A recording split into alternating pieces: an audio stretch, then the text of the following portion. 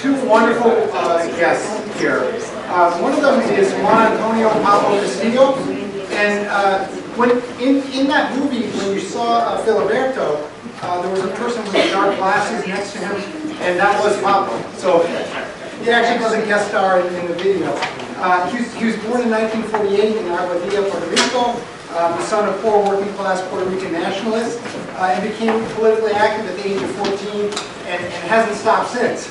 And at a certain point, I don't want to give too much away, but in 1970 or so, due to government repression, ended up going underground for a period, and was with a group of Los Machaqueros, allegedly, with Filiberto, and he can speak a little bit what caused him to go underground and some of the concerns there. And so come on up. And Jose Soler is also going to be speaking. Many of you may know Jose because he's a local guy. He's very active in New Bedford. He's been working closely with the Central American undocumented workers on issues like wage theft, sexual harassment, rights on the job, and the right to have driver's licenses. Just a few weekends ago, the Lawyers Guild had legal observers at a march in Mattapoisett, Massachusetts. The COSECA was marching there to try to get driver's licenses for everyone, and Jose was there taking photographs because he's also an amazing photographer as well, one of his many skills. So, let's see, I can tell you a little bit about Jose. He's a labor educator. His specialty in the field includes the role of people of color in the U.S. labor movement, the role of unions in the U.S., Puerto Rico, and other countries in the social and economic justice movement. He also lectures and speaks on the media and labor, the workers' education movement, Marxism-Leninism, and the history and culture of Puerto Rico. He was a high school teacher in Guayaquil, Puerto Rico, and he's been a union and community organizer. And one of the other points in the video you saw, Ricardo Romero was talking about the Chicano movement, the Mexicano movement in New Mexico and Colorado. And at one point they were talking about the Black Berets in Albuquerque, New Mexico. And through many different permutations and twists and turns, Jose was actually with the Black Berets in New Mexico in Albuquerque. So he can speak a little bit about that movement history as well. So without any further ado, here's Jose and Pablo and our interpreter Esther, and they're going to be talking about some of the lessons that they learned surviving COINTELPRO, hopefully that would be applicable to activists today.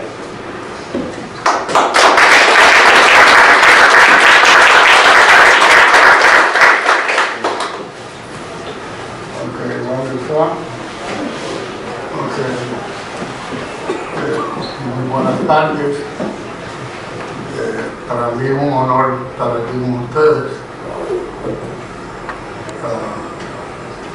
Mi nombre, perdón, es Juan Antonio Castillo, pero se me conoce mejor por Papo Castillo, my nickname. And yo propiamente he sido víctima del programa de COINTELPRO. Yo estuve desde los 14 años, empecé a militar en la lucha por la independencia de mi patria,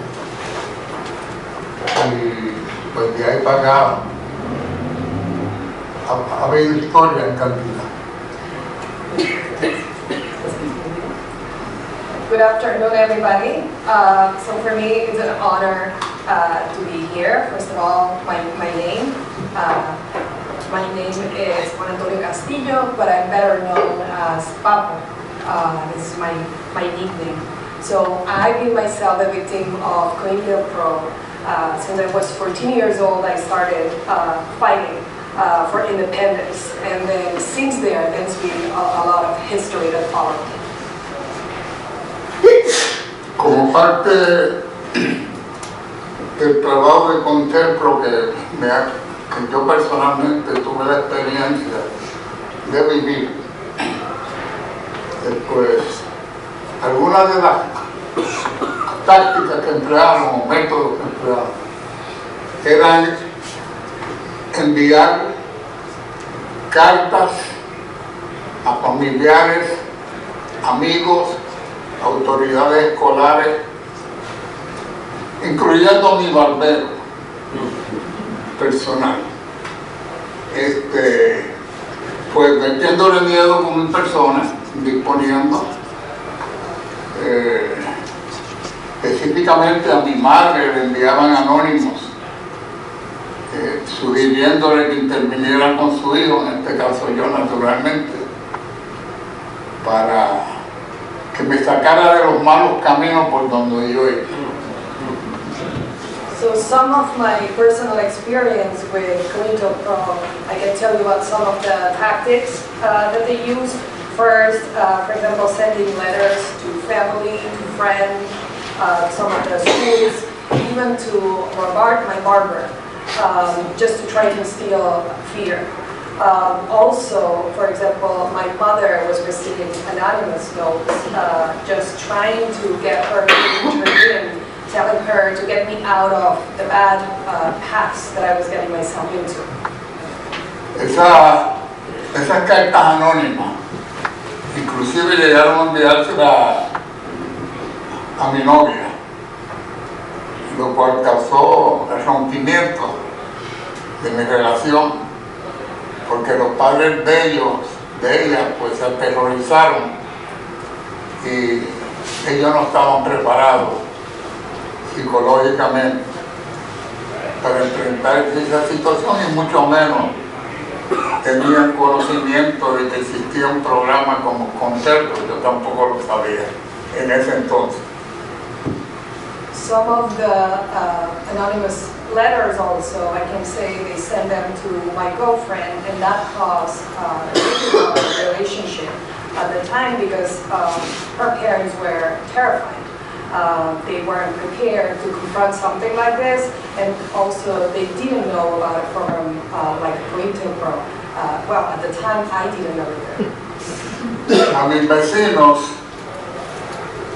en Bayamón, especifico Bayamón porque yo viví en Aguada, yo era del área oeste de Puerto Rico, que de paso fui un estudiante activista desde los 14 años y fui organizador de la Federación de Estudiantes Pro Independencia en el sector oeste. Pues en Bayamón le enviaban también notas a las personas con quien yo vecino, que me relacioné, inclusive no sé cómo, le hicieron llegar fotos mías con supuestamente granadas en las manos. Obviamente sabemos hoy en día que eso son composiciones fotográficas, ¿no? Para aterrorizarlos a ellos y contra, y que me cortaran practicar el ostracismo. So also with my neighbors in Bayamon, because I'm from the West, was a student activist since I was 14 years old with the Federation of Students, Pro-Independent Students, and I was an organizer with them. So they got even to the point of sending pictures supposedly of me holding grenades, which today we know that there's a lot of ways to do these kind of photo compositions, but they would send these photos just to terrorize people and do them against me.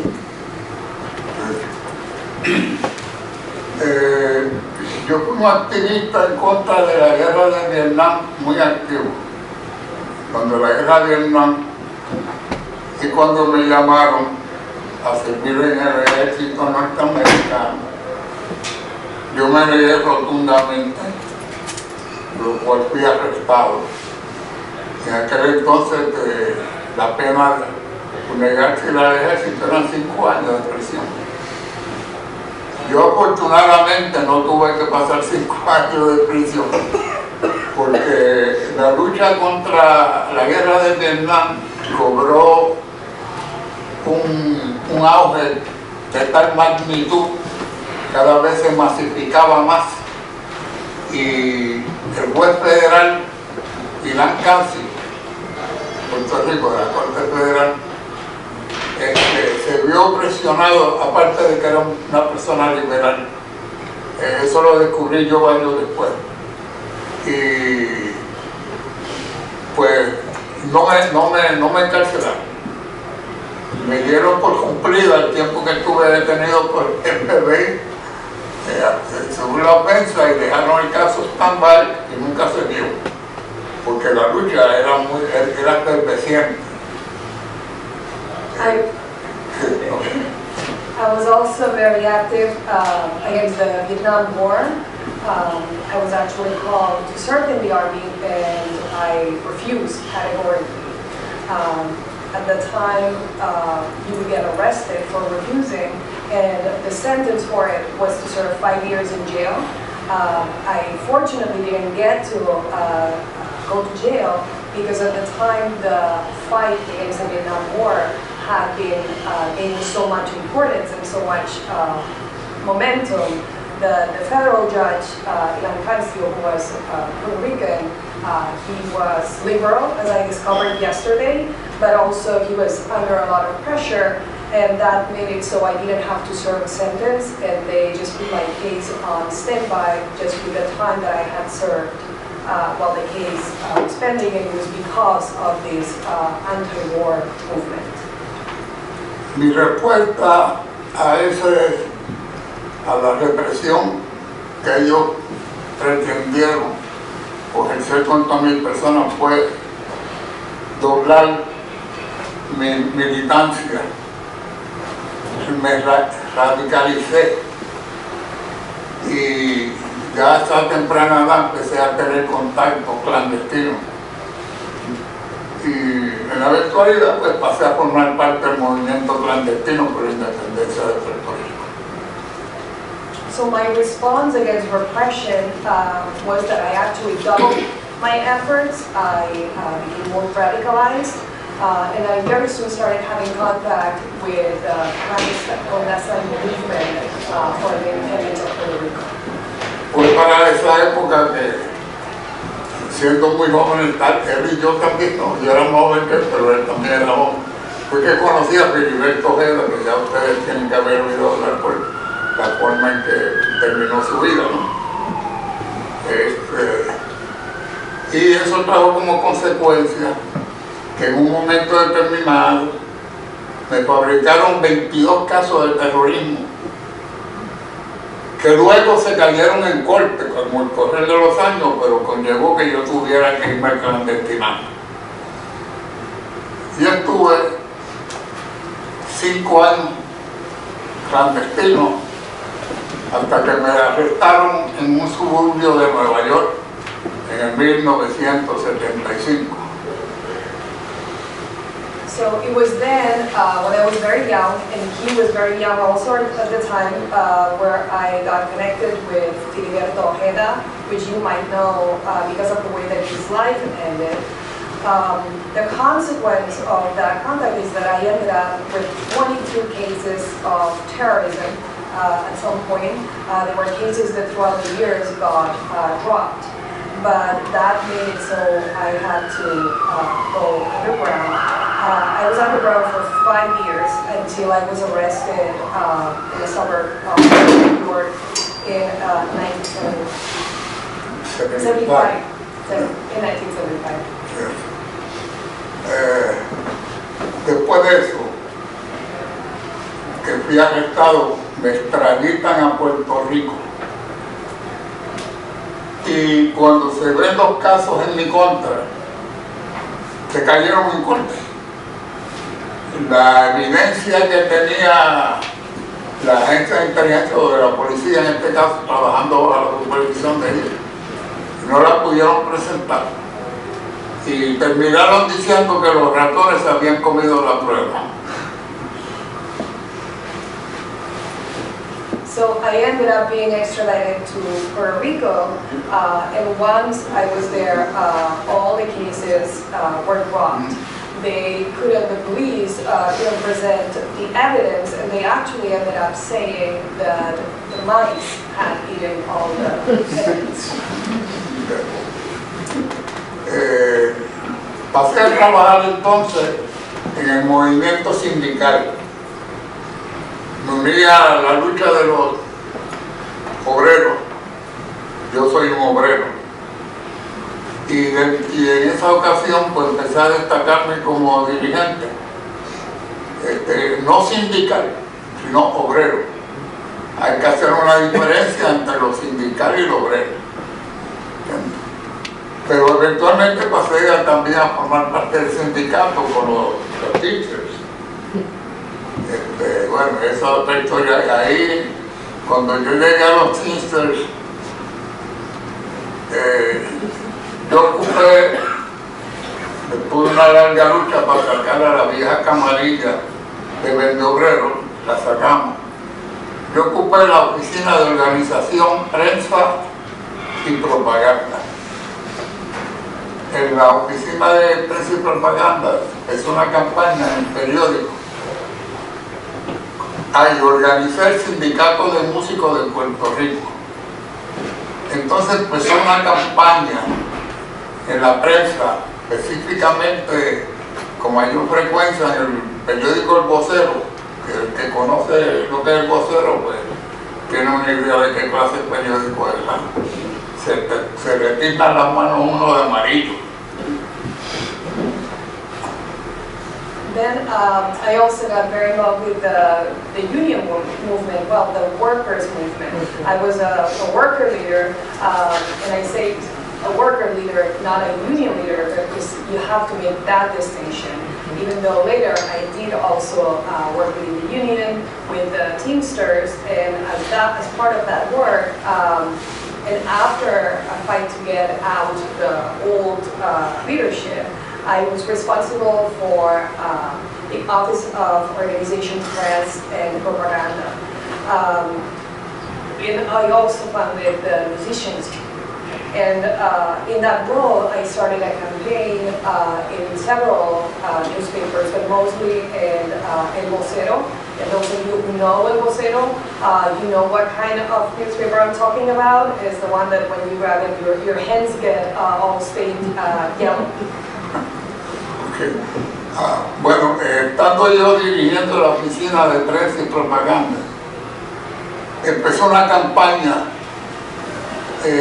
para ponernos a pelear entre los sectores sindicalistas.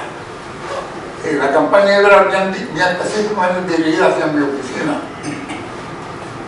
Y inclusive pusieron a gente a llevarle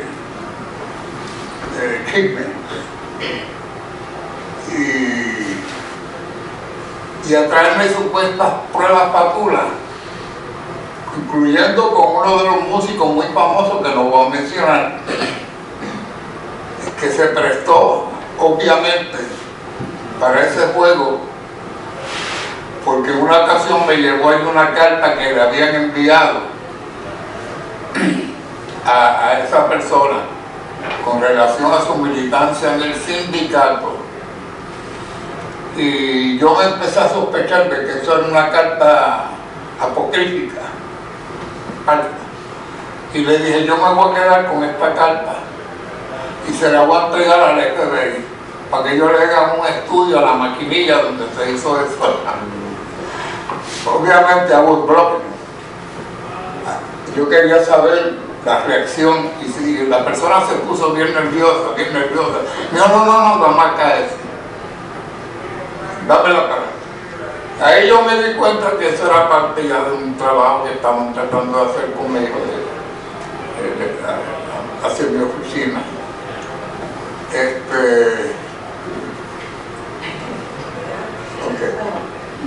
So while I was at the Office of Press and Propaganda, there was a campaign that was started to start some fights among the unions. There were things like they had people bringing me artifacts, also some fake evidence. There's even a situation with a very well-known musician where I got a letter that somebody was supposedly had given to him. And I had a feeling that that letter was not clean. And then what I did is I said, give me that over here. I'm going to give it to the FBI to analyze it and see, with what machine it's been printed. And I just wanted to see the reaction. And actually, the person got very, very nervous and told me, no, give me back the letter here. And that made it clear to me that there was a campaign being started against me. Me enviaron una periodista que nunca yo había visto en mi vida para entrevistarme en la oficina, y yo sabía que eran periodistas falsas que me enviaban la inteligencia, obviamente para ocultar mis reacciones o información, obtener información. Y después que yo las complacía un ratito, después decía, te pagarán bien por esto hoy, ¿verdad? Porque estás haciendo un buen trabajo para la policía. Y la persona nunca más volvió a solicitarme una entrevista. They also said there were some journalists that I had never seen before that came to interview me, fake journalists. And they would come just to try to see my reaction, to listen in, to get information. And I would accommodate them for a little bit, and then I would tell them, well, they're doing very well, right, for the work that you are doing for the police. And then they would never come and interview me again.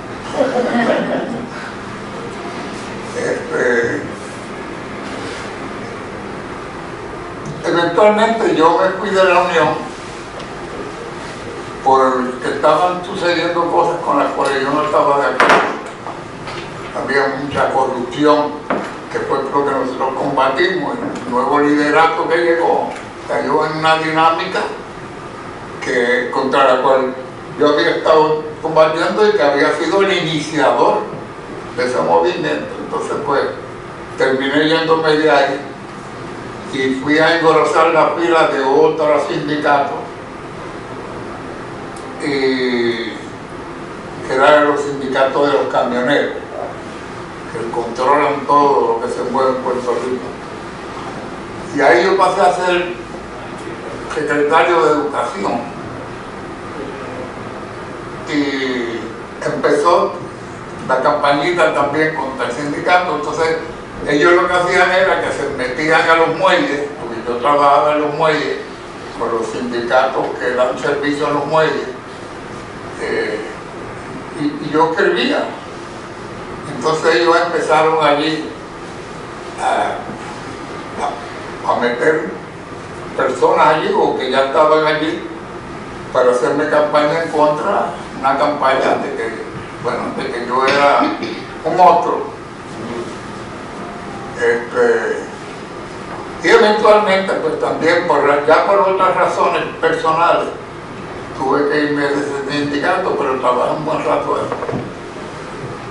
Eventually, I left the union mostly because there was a lot of corruption, which was what I initially wanted to fight with. We fought against the old leadership, and then the new leadership came in, and there was still a lot of corruption even within the new leadership. So I left and I joined the ranks of another union, the truckers union, because the truckers are the ones that control everything that moves in the territory of Puerto Rico.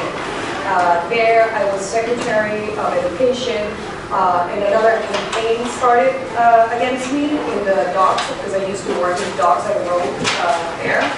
So the campaign started against me with people that would come and talk badly about me and say that I was a monster. Inclusive atentaron contra mi vida con un camión y me enviaron al hospital atropellado por ese camión. Yeah.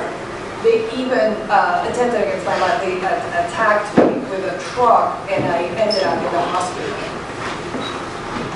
Ok, voy a resumir porque sé que el tiempo es corto,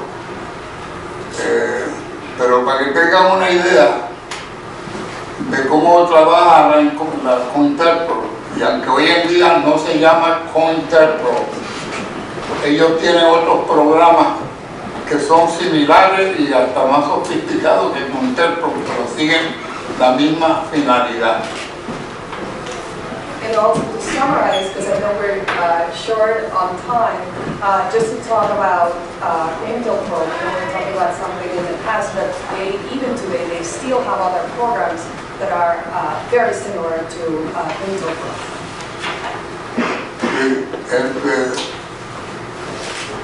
Dentro del movimiento independentista, el cual yo soy parte desde los 14 años, pues cuando ya yo no estaba en esos sectores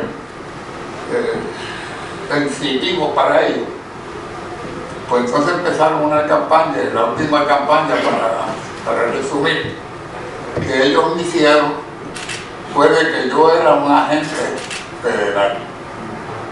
Lanzaron ese rumor y cayó en terreno fértil en la boca de detractores míos, políticos. Y todavía al sol de hoy a veces me encuentro con gente por ahí que comenta y se agarran y sin ninguna investigación repiten como papagayos lo que les llegó a ellos de que hicieron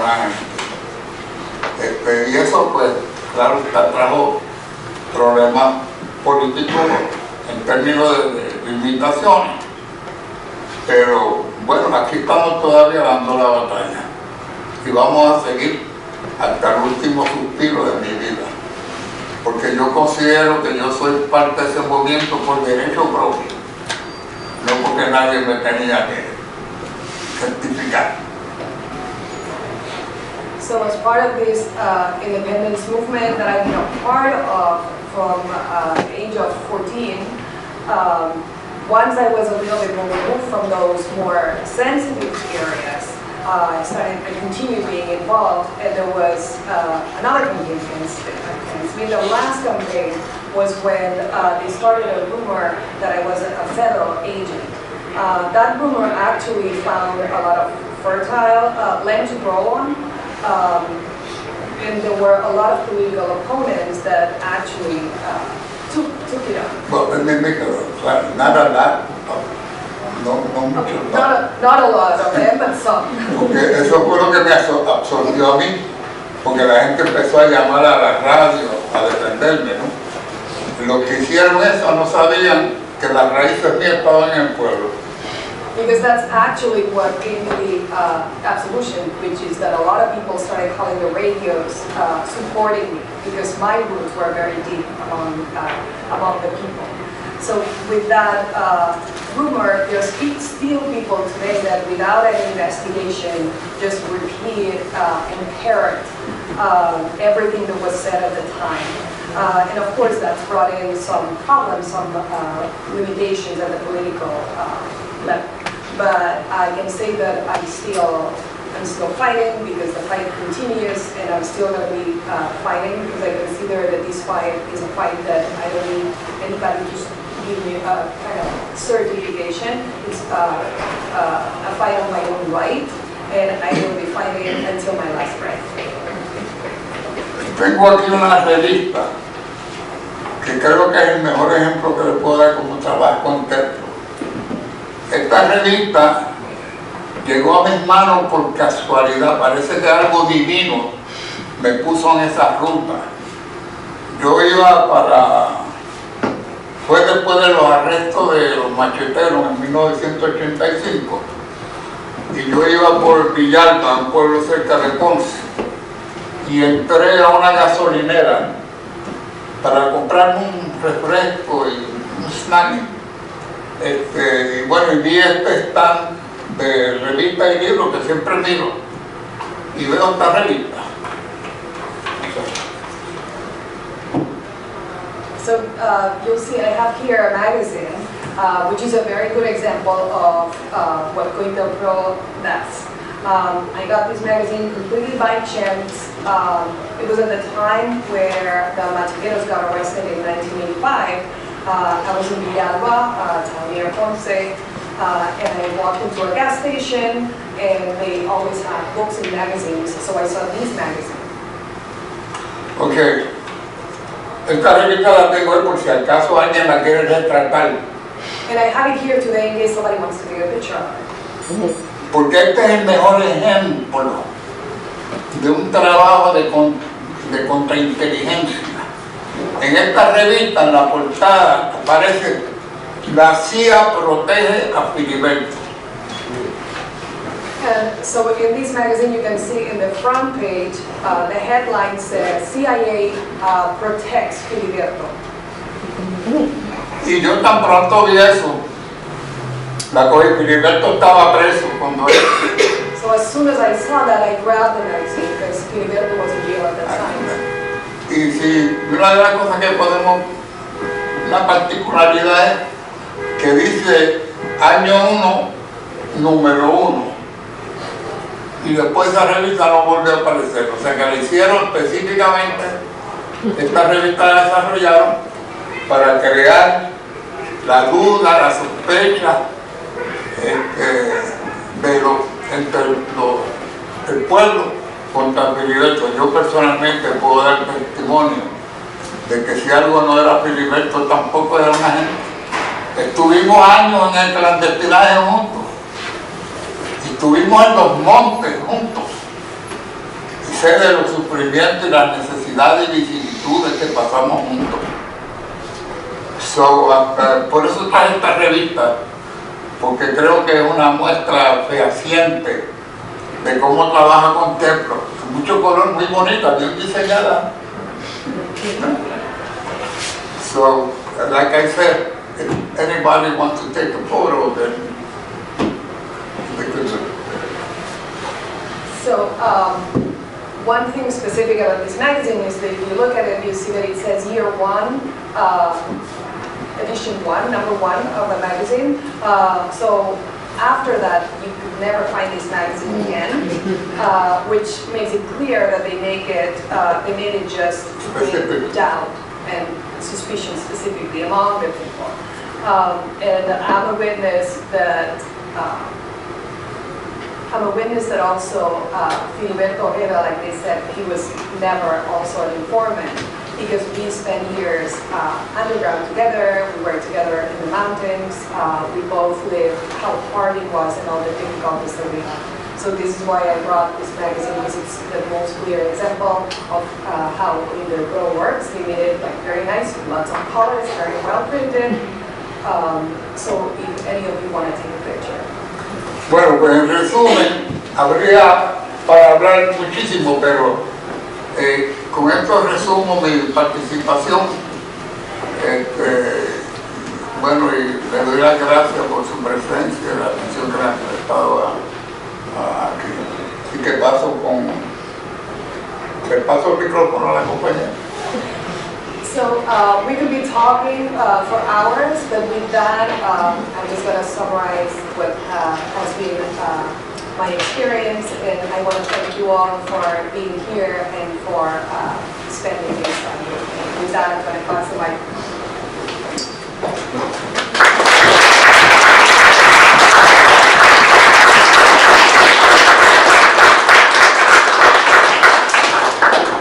I'm Jose Soler, and I've been involved in the Puerto Rican independence movement since the 1960s when I went to the University of New Mexico. I started out in the College of Santa Fe playing basketball and stuff like that. I thought that I was going to be something else, but I learned from being in New Mexico that being part of the United States, the statehood people are trying to make us part of the United States. The definition of Puerto Rico, and I want to make it very clear, is the legal definition is that we belong to the United States, but we're not part of the United States. And our citizenship, it becomes a citizenship in the United States. In Puerto Rico, we're subjects, colonial subjects. Remember that. So I started learning through that. I started getting involved when I saw the discrimination. The College of Santa Fe, the Christian brothers did not like us to be friends with the Chicano students who were there. So I started saying, wait a minute, what's this going on? So I started learning. Because in my family, the immediate family, my mother and father, my mother was Dominican, but my mother's family was involved in the fight against Trujillo. And my cousins spent some time in jail. My father's side was mostly colonial supporters, except for two cousins. One that spent 3 years in jail, Pedro Lozada Soler, and they accused him, but never formally, 3 years in jail without any trial, of taking a message to attack the U.S. Congress in the 1950s. Right? That's what they accused him of. And I really didn't know all this stuff, but when I got to New Mexico and started seeing what was going on, I started investigating and I began to find my Puerto Rican identity. And started fighting it when I was at the University of New Mexico with the Chicano Movement. We were the Black Berets because at that time, the Brown Berets did not have a good reputation in New Mexico. So we had to find a way of getting people involved. Not that they weren't involved. You know, we don't have a lot of time. There's a lot of history behind that stuff. But you had the Alliance for the Lands with Reyes Tijerina that was trying to recover the stolen lands from when the U.S. invaded New Mexico and got New Mexico from Mexico. And there was struggle there. But then when the whole Chicano struggle that most people don't really look and read about started, it was a struggle about land. It was a struggle about land. It was about the land that they had stolen from the Chicano people. And I saw a lot of similarities with the struggle for Puerto Rico. And it was the interesting thing that the Black Berets were formed by 5 individuals, 3 of us being Puerto Ricans. Okay? And one who everybody says that is Chicano, Richard Moore, who I think was on the Democracy Now! Environmental justice thing. Richard is Puerto Rican from Harrisburg, Pennsylvania. And everybody says he went to some high school in Albuquerque and stuff like that, but we're always together, we know, and he always goes to Puerto Rico to talk about environmental justice. And I can tell you from looking at the film and from listening to what Papa was saying, that you don't realize that you're living these things, but you see it in things. I mean, Antonio and Cabal, the two that they show in the film that got killed in New Mexico, apart from the woman in Santa Fe, the young woman in Santa Fe, those guys were going to go on radio the day after they were killed. They were supposed to be on the radio. One talking about the prison system in New Mexico and how bad it was and how oppressive it was. And the other was going to talk about what they were doing in Utah with the Mormons, where they would tell Mexican Americans, Chicanos, that if they refused, if they agreed to be, what do you call it? ¿Cómo se llama? Que le quiten, le hagan los huevos. Castrated, okay. I think it's Spanish. So. If they would agree to be castrated, Mexicans and African Americans, they would not do jail time. So he was going to denounce that, and that's when he was killed. I mean, and it's really incredible what they said that he was shot. When we found out, because these guys were Black Berets, and I was when that happened, I was in transition to go back to Puerto Rico to there. I was part. To move forward, I was part of maybe one of the most important movements in the history of the Puerto Rican independence movement, besides the Nationalist Party, right, and Pedro Albizu Campos.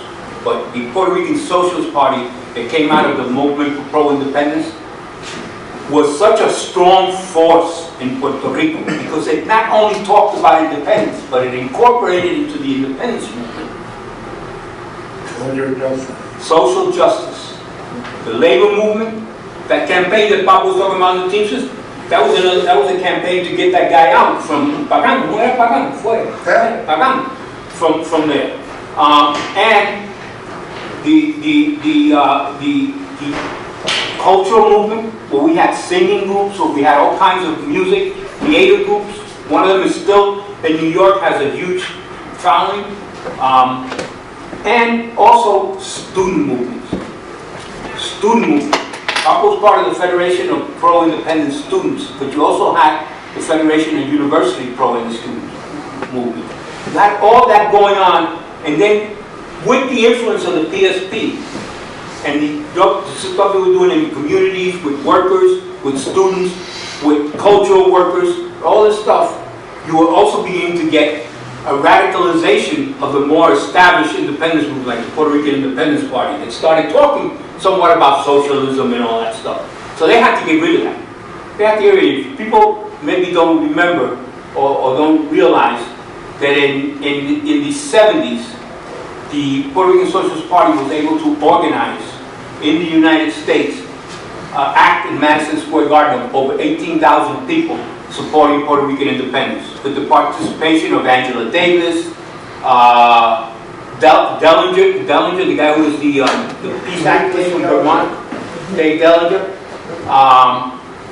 I think it was Fannie Lou Hammond that spoke there too.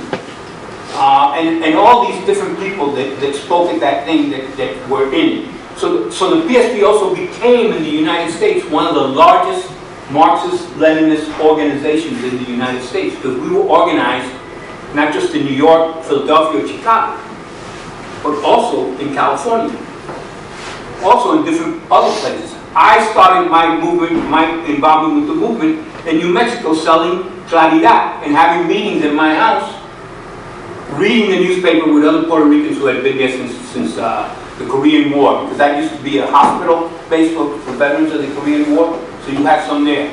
So we would, every week, when Claridad would come, I would make sure they got their copy, and I also sold Palante, which was a Young Lord's paper. So that this is the influence that this had. To me, Counter-Pro started the moment the U.S. invaded Puerto Rico in 1898. It was a different concept at that time, because they were disappearing people and killing people. But they've always, what folks don't understand, and people have to understand this, is that just like the African American community, the attacks by the U.S. government on the Puerto Rican people have been all-encompassing.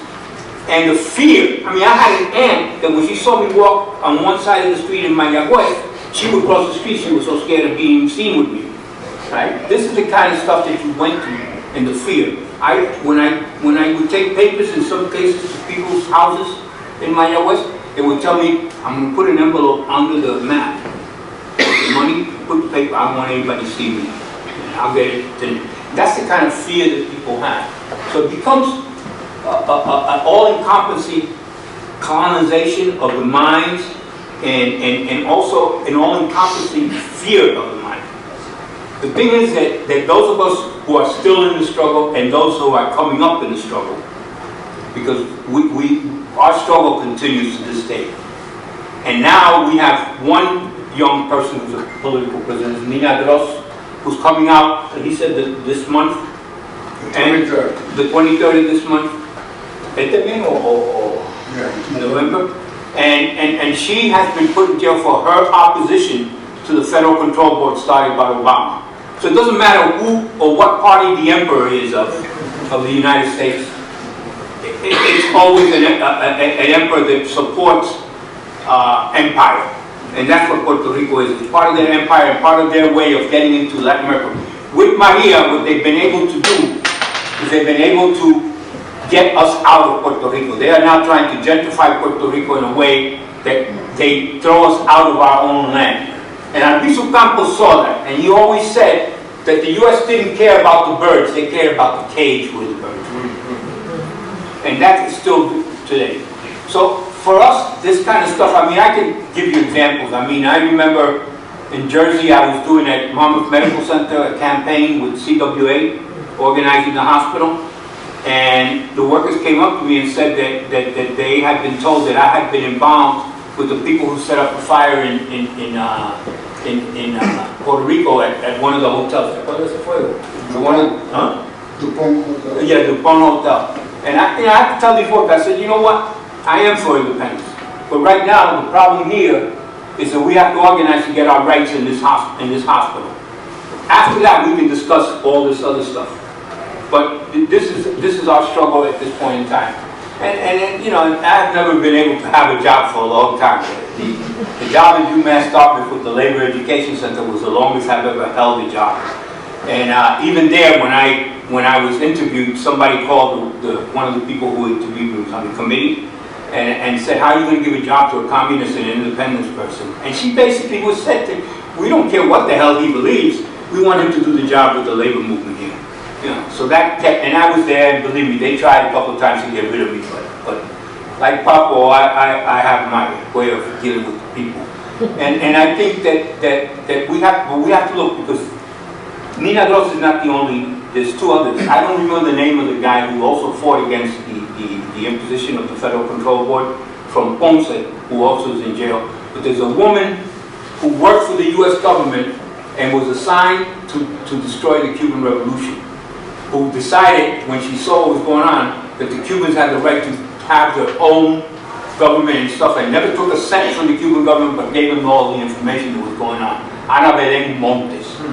And she's in jail right now, and she's in bad shape, because one of the things that they do to our people is when they put us in jail, they make sure we don't get any of the medicine we need. They don't make sure, because almost everybody went to jail, from our people went to jail in good health.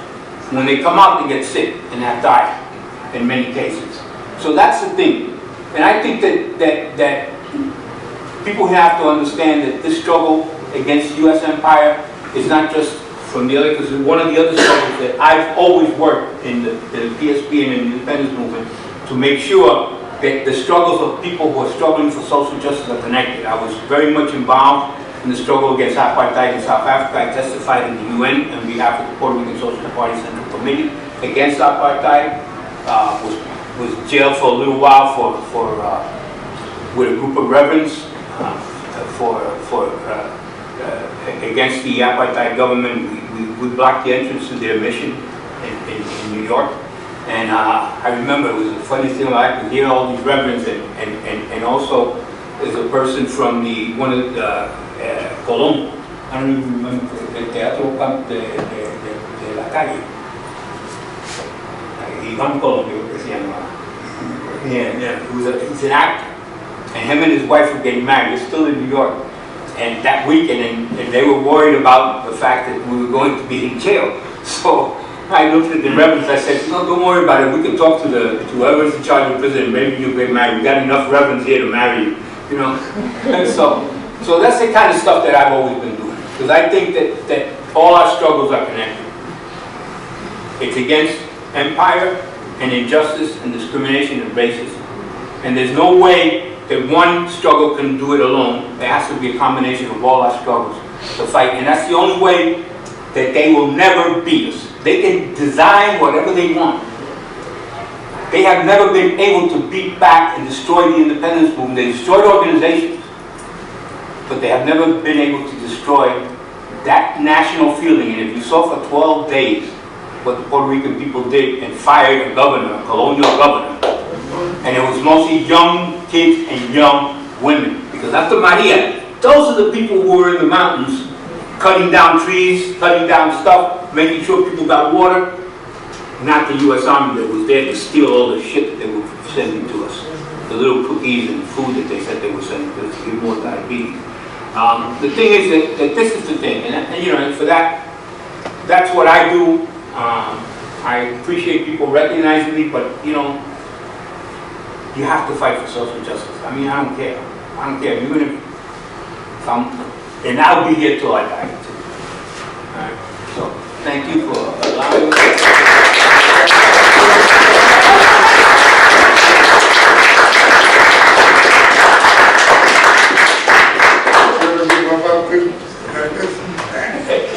Thank you so much, all three of you.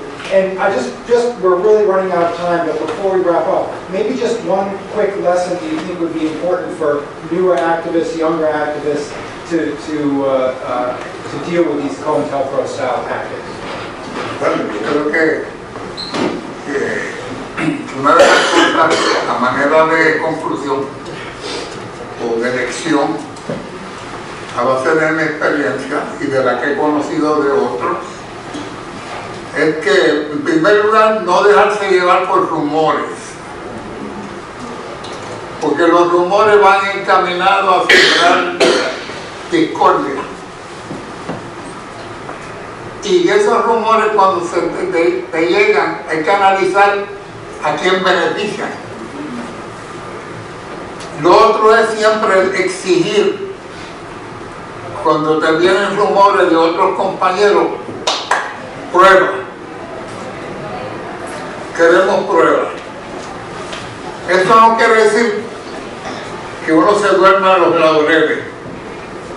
Eso quiere decir que tú recibes la información, no emites un juicio, investigas más a fondo y tienes prevención, pero no tienes por qué acusar a nadie de algo que a ti no se te prueba. Porque eso es bien lesivo, lamentablemente en nuestro caso, en el movimiento independentista, pues hay muchas personas que son muy receptivas a ese tipo de dinámica, lo que nosotros le llamamos el chisme. ¿Ok? Mucho cuidado con eso. So the first thing I would say as a lesson based on my experience and also in the experience of other people is to be careful with rumors. Because the goal of spreading rumors is to create division. And the first thing you should do when you hear rumors is to ask who do they benefit? Who's gonna benefit from those rumors? And then the second thing is if somebody comes to you with rumors, to ask for proof, to ask for evidence, where are these things coming? So not to make a judgment immediately, but to receive information, investigate, and don't immediately go and accuse somebody, because sadly, this is a tactic that's been very used with the independentista movement. And there's a lot of people that seem very receptive to these kind of rumors. The only thing I can say is that I can recall how Papa was just describing did injustice to the anti-apartheid movement. I helped organize with a number of people in Puerto Rico a Caribbean conference against apartheid. And people who we got the ANC to go, we were trying to get SWAPO to go, which was another publisher we were working with. And people here in the US that normally gave money for that kind of stuff were scared by the fact because they were able to, because of rumors and because of conjectures and stuff like that, they were able to criminalize at that time, in the 70s and 80s, they were able to criminalize the independence movement. So it's up to us to understand that we can't let them do those kind of things, that we have to fight united to beat this monster. If we don't do it, we're going to continue to be having these kind of little fights here and there. We're going to continue to allow people to be exploited and just condemned to poverty, to death. So I think that we need to fight. We need to fight, and we need to fight, and we need to know what we're fighting for. That's the key issue. We need to know what we're fighting for and who the people are. And we need to know that we may agree on issues, and we may disagree on some other issues. But on the issues that we agree, we should fight united. There's no way that we shouldn't fight. And if we agree on the independence of Puerto Rico, that's what we fight on. The other stuff we can discuss. It shouldn't be something that we allow them to use to divide us. Because even in the Puerto Rican movement, the independence is the most important thing. How we're going to address Puerto Rico after that, whether it's socialist, communist, whatever, that's up to us. But we can't do it unless we're independent. And that's the same thing here. But we cannot change this society unless we're really fighting to change capitalism and destroy it. Because that's what we need here. Capitalism is not reformable. It's not. It's based on exploitation. I don't care if you're Swiss, whatever. It's unreformable. Whether it's what they call enlightened capitalism, it's still based on exploitation. And I think that that's what we have to understand. And I mean, that's what I've always looked at when I'm dealing with this whole thing. Is that I'm fighting against exploitation. And it may be in particular the case of Puerto Rico that I'm doing that the most. But it also means that I have to fight with my brothers and sisters from all over the place that do the same thing.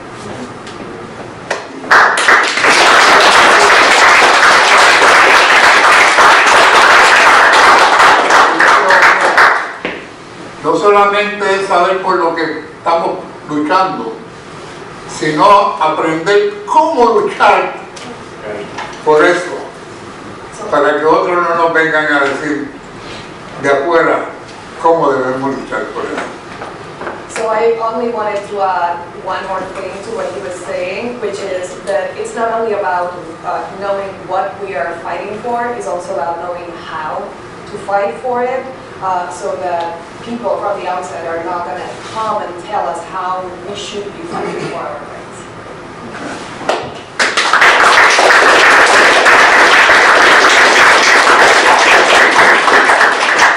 I think we were technically supposed to be out of here at 4 o'clock. I don't see. We may have a few minutes for a question or two. Is there anybody who would like to ask a question? And also, I want to pass around a hat if anyone would like to make donations for the transportation of our speakers.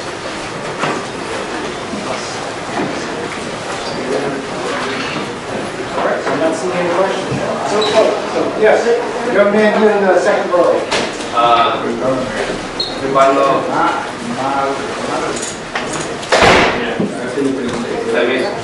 Cuando usted estaba hablando sobre rumores, ¿verdad?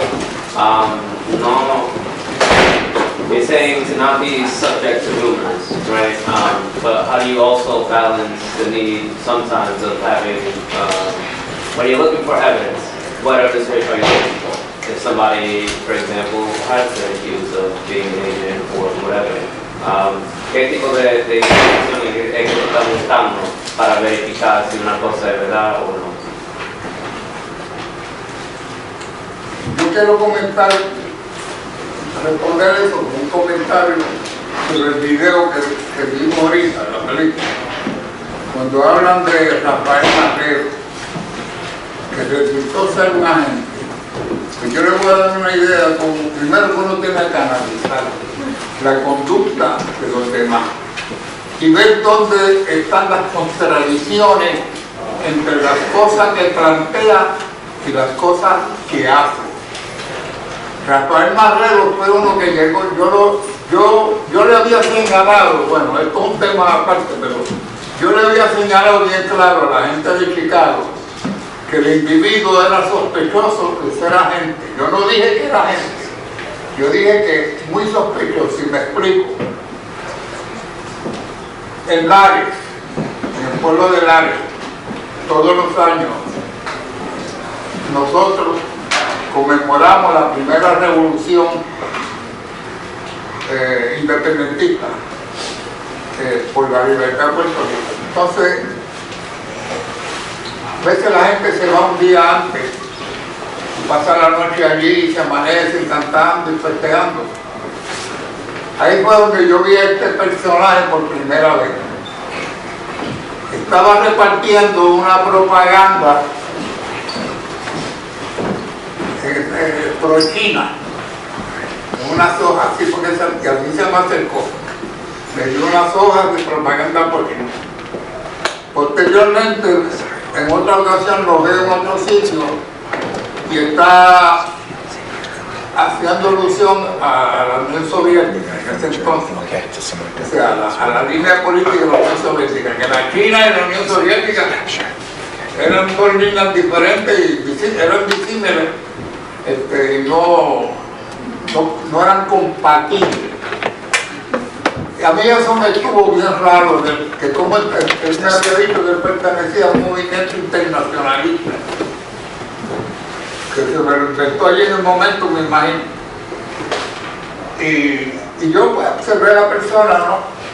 Entre lo que él estaba postulando y lo que posteriormente yo observé en él, cómo él se conducía de lo que decía, porque era una persona muy bien articulada y una persona inteligente, no hay que quitárselo de luego. Y él pues articulaba muy bien y impresionaba con su articulación retórica. Déjame darte. So, to answer your question, I would say it was something that came up in the video when they were talking about Rafael Marrero, who turned out to be an agent. I would say it's important to analyze the behavior of the person and look for contradictions between what the person says and what the person does. I had pointed him out to movement in Chicago as somebody who was suspicious of being an agent. I didn't say he was an agent, but somebody that looked suspicious. And the reason is because in Lares, in the town of Lares, every year, there's a celebration that we do to commemorate the first revolution for Puerto Rican independence.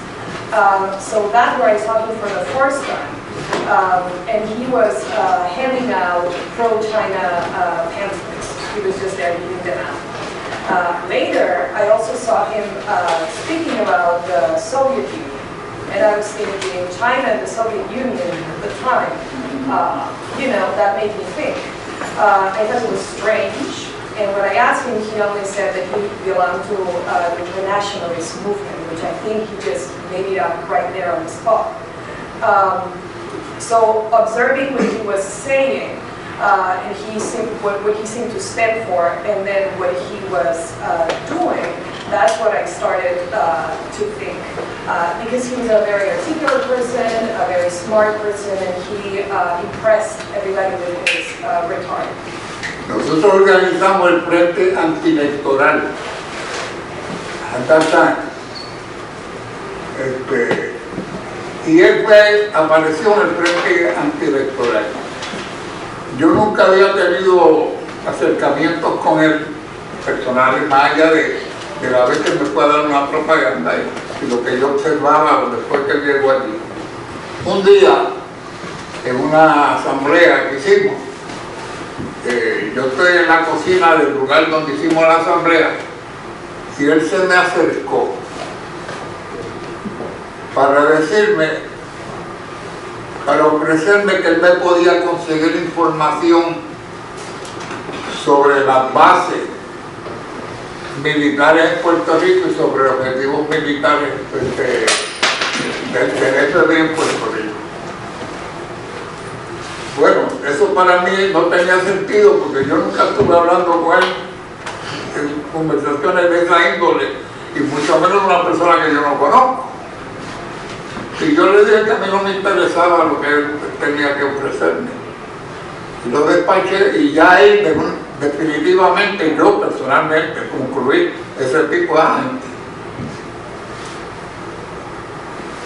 So I was part of the anti-electoral front, anti-electoral, and he appeared there. He just appeared. I had never had any personal contact with him and personal relationships.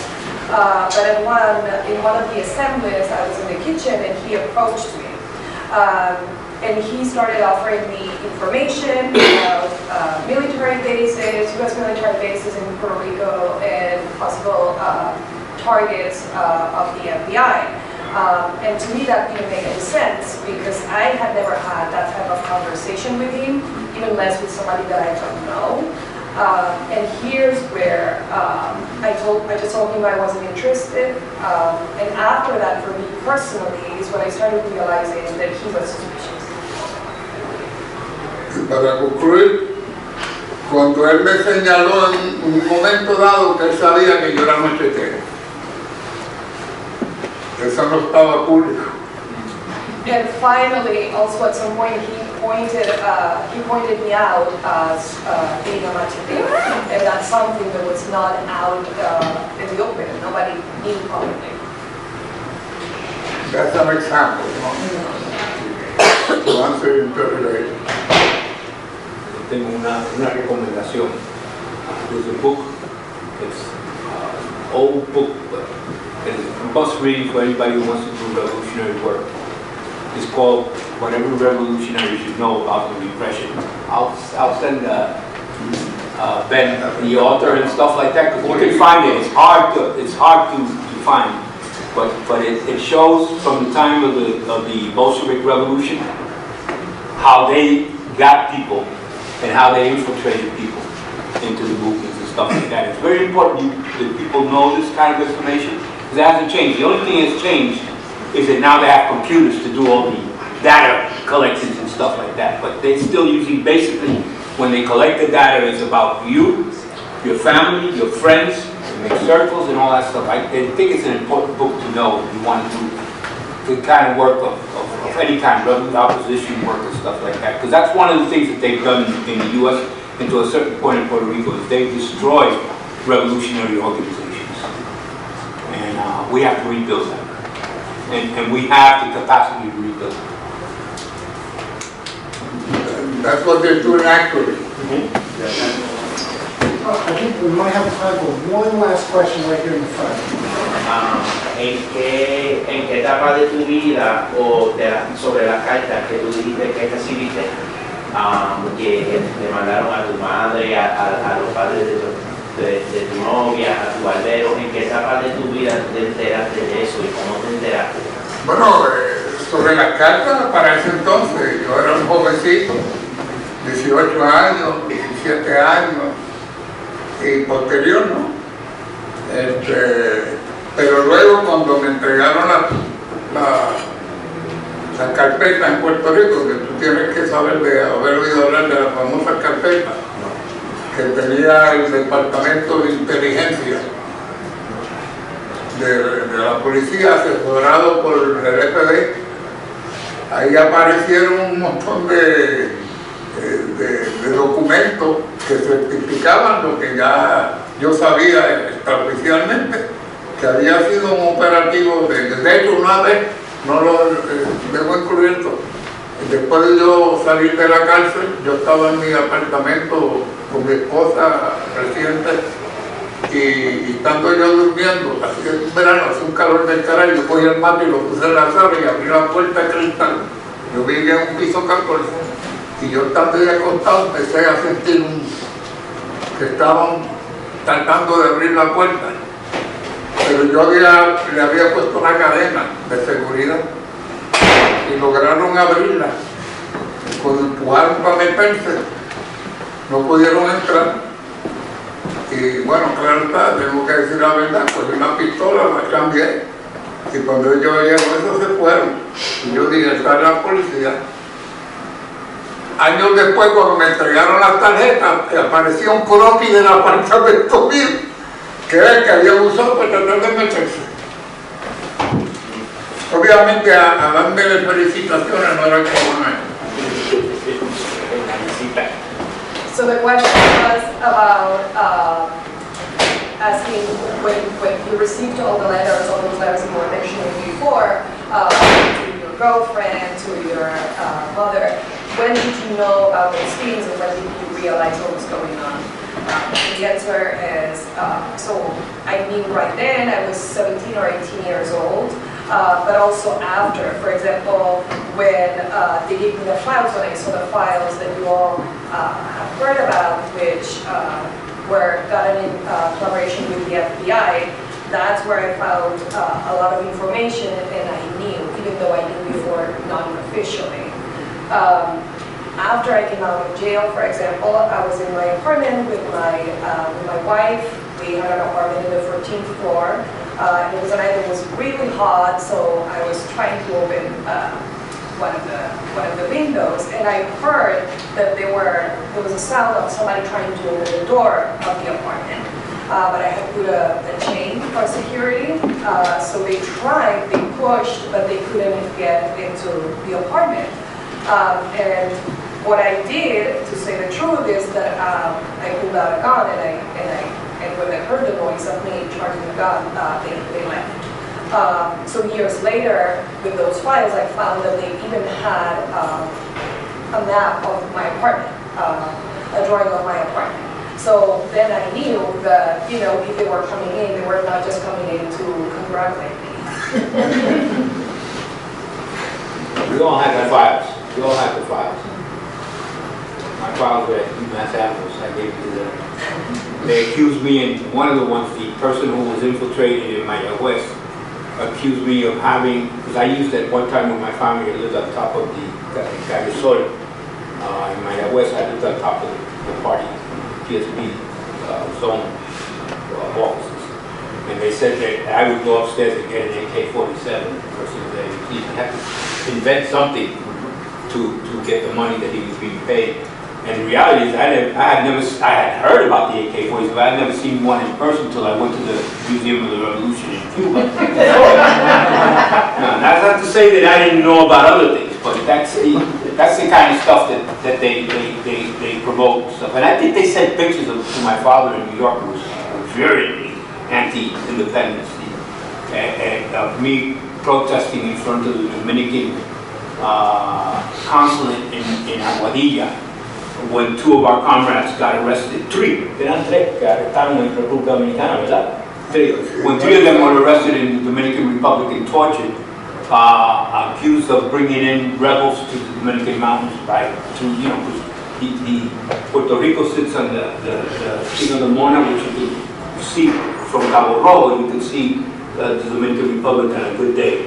You see some of it, and they were accused of that. And they sent those pictures to my father, who was quite annoyed at me doing that kind of stuff. So what are you gonna do? Then do what you have to do. They investigate you, all right? Understand that. What can they do with that? They can use it for toilet paper or whatever they want to do, but that's okay. If you believe in what you believe, like they said in that film, I think it was Fred Hampton, that you can imprison a revolution, but you can't stop a revolution. It's a matter of time.